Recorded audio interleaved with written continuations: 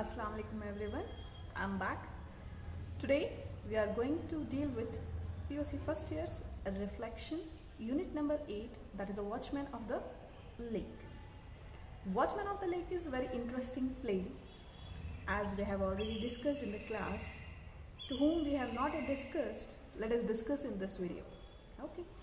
So here, let me ask you a few questions before we begin to understand what is there in the Watchman of the Lake. Alright? Here, my question is that why are the lakes drying up?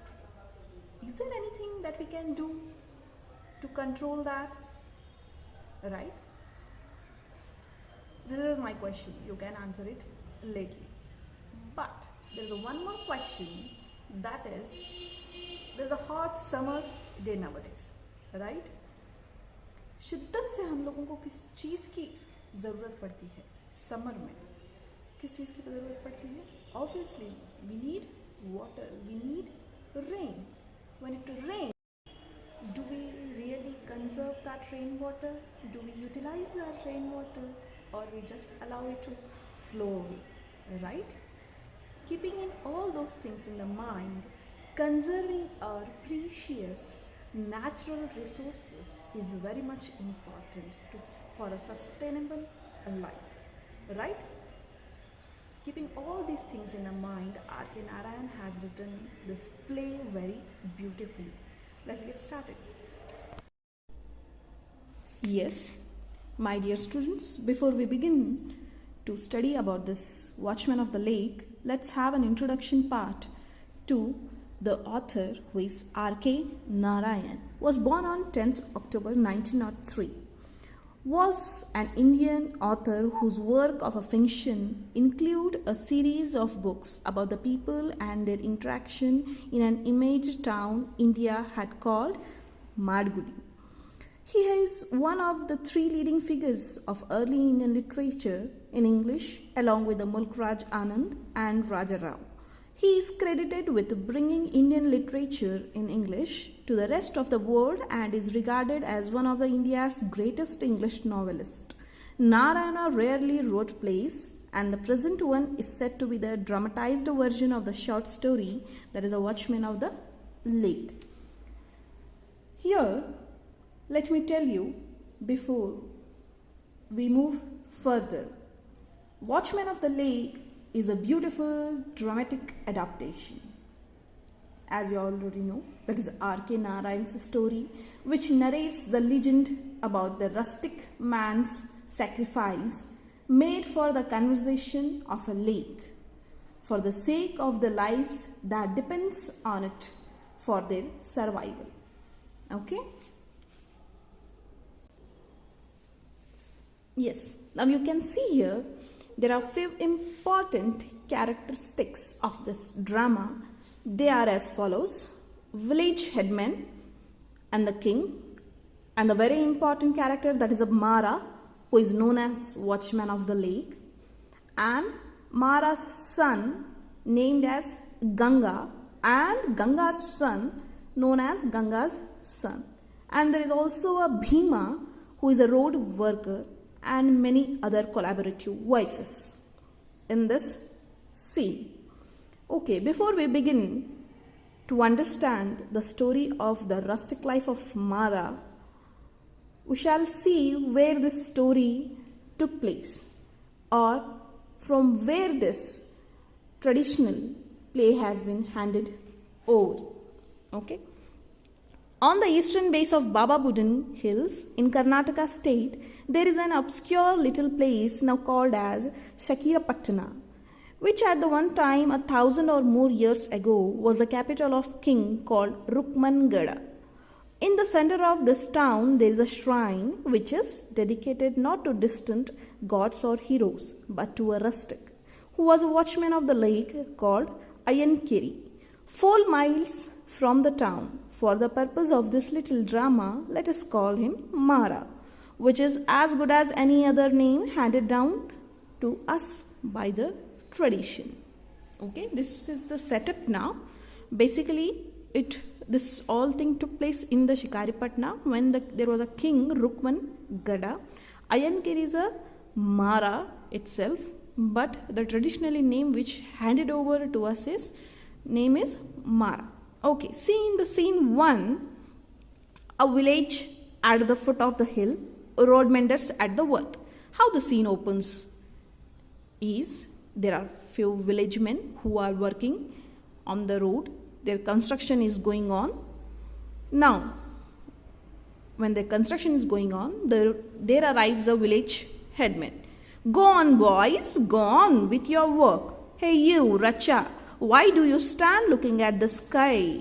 You there, you wretched dog? I push you.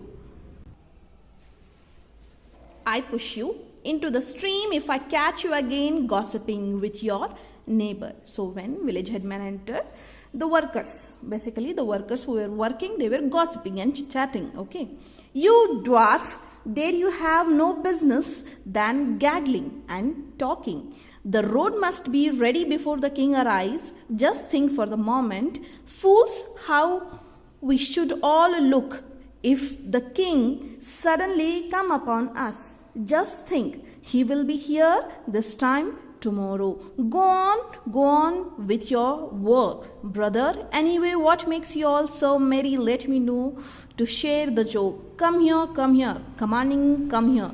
Why are you both laughing? Tell me, don't blink, what it is. So here, village headman shouting at the people who are working at the construction side and not telling them that tomorrow there is arrival of a king and the road must be ready by tomorrow. If we work this slow, the road cannot be completed by tomorrow. How we have to greet the king, right?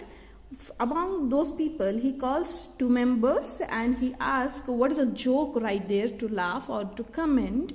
Kindly let me know. What is that? See here. There is two timid voices. Master, we were doing our work all right. But, village headman, but what? Workman. It is Mara. Headman, Mara, what about him? Is that lunatic anywhere here? Here they are again, headman tells that Mara was a very famous because of his lunatic behavior. Sort of a foolishness. Everyone used to consider him a mad at his village because of his silliness and his silly dreams. Timid workers. Timid workers means there are few other workers. Yes. He was behind the rock and peeped at us. When you called, he ran away. The timid voices, they said that to the village headman. He was here itself behind that rock and he was peeping at us, but when you called us, he ran away. Village headman, where is he now? Which way did he go? Headman asked him that. Where did he go? Which way he did go? Workman, he sprang off like a buck and ran up the hill. What he is telling, he sprang off like a buck and ran up the hill. पहाड़ को इस तरह से duck की तरह उड़ के वो चढ़ गया. Headman, here, stop all the work, put down your spades and crowbars and run and close round. Stop always out, catch the thief and bring him here, stun him with a blow. If he resists, bring him at once. Go. So what does this village headman tells now? He tells that enough of this foolish fellow, Mara. Catch hold of him, stop your everyone's work, bring him down to me. Let me ask, what's wrong with this fellow? He insists everyone stop doing work and catch him and bring him directly down to the village headman.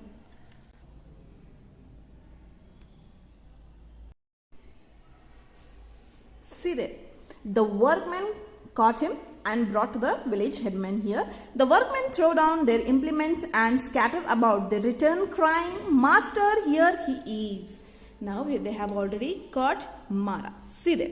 Headman, Mara, you worthless dog, have I not told you to keep away from here? The headman questions the Mara.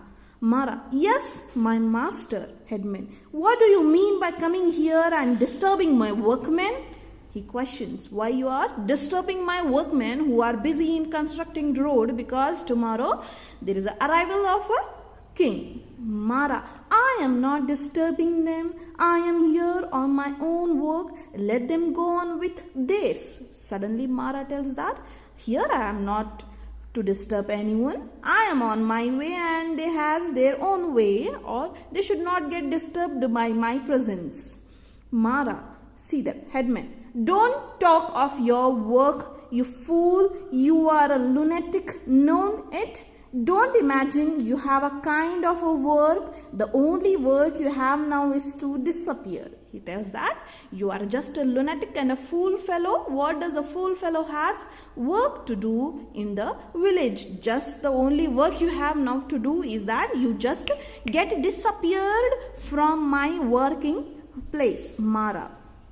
Why so? He question marks.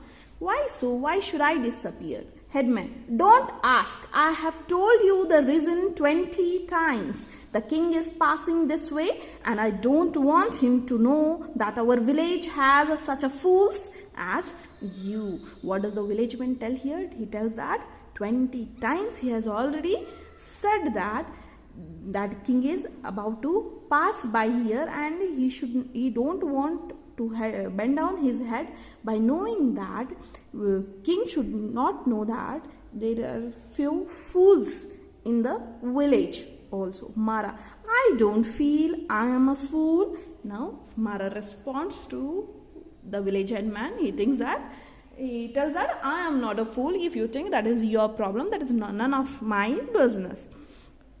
Headman, now listen.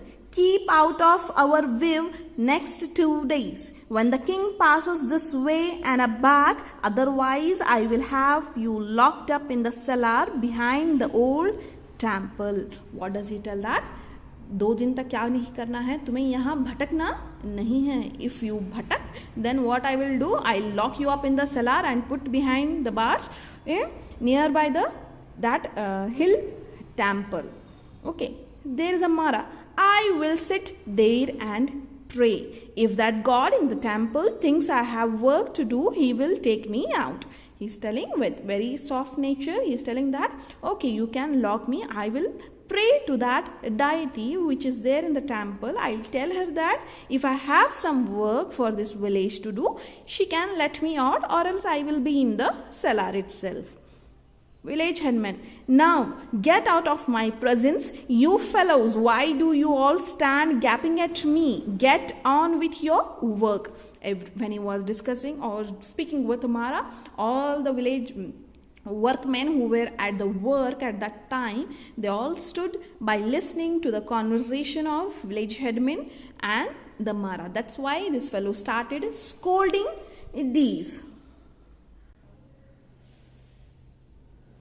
See, Mara, once again goddesses of the river came to me in the dream and said, the king is coming this way, tell him about the tank, he will listen. Yes, the main problem of the Mara is that every time he gets a dream, in his dream, he can see the river goddesses, and river goddesses insist him that he have to go to the king and tell that what is problem of that tank and to construct a tank.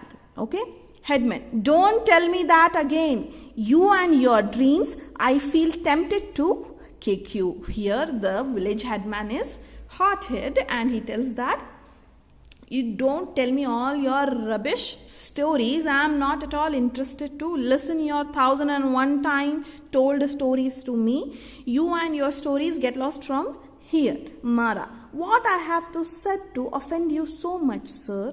Now, in the very calm voice, he responds, why are you so angry on me? What did I do that you offend me so much? Are you jealous that the goddesses comes to me rather than to you in your dream? What is telling? Are you jealous? Are you jealous that river goddesses comes in my dream but not in yours? Shall I repeat the very words she uttered? He tells that, shall I tell what all she said to me? Shall I tell every single word?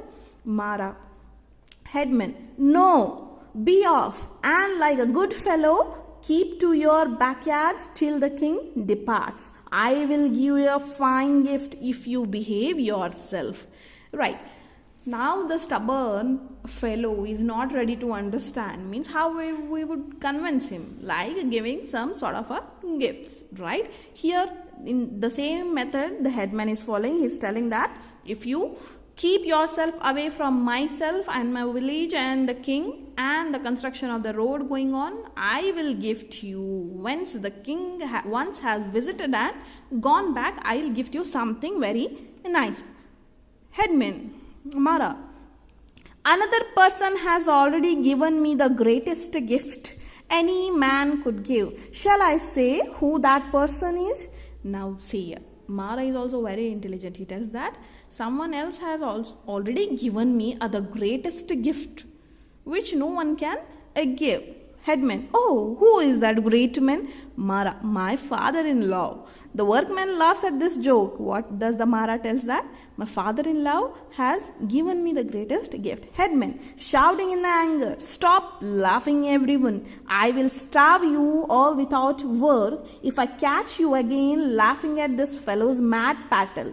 Shut up, come here. Bhima, throw down your crowbar. I have another piece of work for you. Come here. Headman got angry because all the workers who were at the work got distracted by Mara's conversation with the headman. Now headman got really angry and called the Bhima who is also a road worker. Headman, bind this fellow had a foot and throw him into the cellar behind the old temple and keep him there till the day after tomorrow. Do you understand? He tells that lock him up in the cellar and put him behind that temple which is situated on the top of the hill. Bhima, yes master. Headman, Mara, have a look at this giant.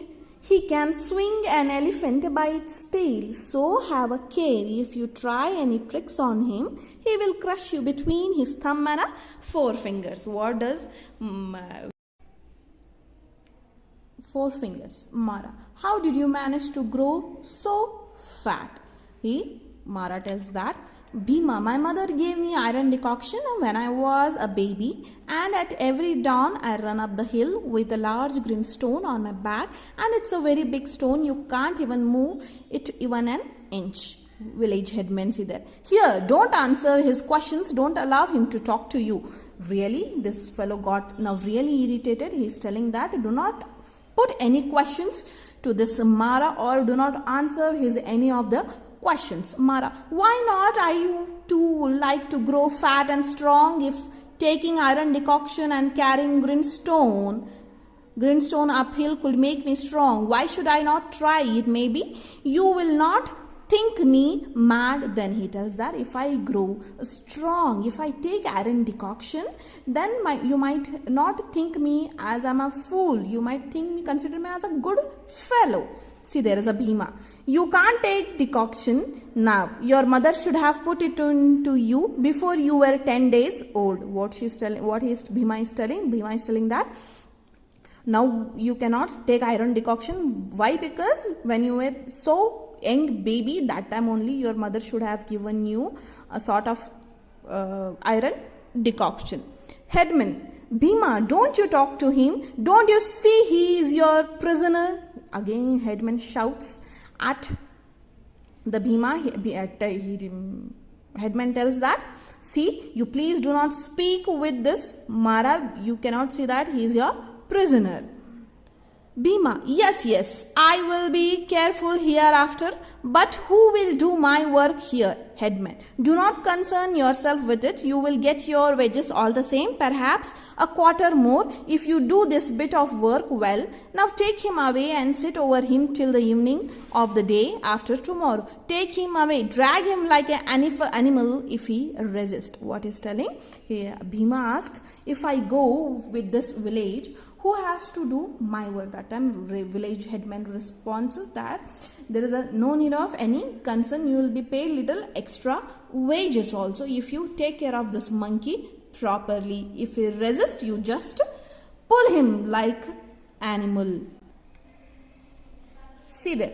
No, I won't resist. I will go with him gladly. Come on. I will tell you all about my dreams as we go. Now this village, Mara started to move with the Bhima, where he started to discuss about his dream which he had got on that day and what goddess's river had already said to him.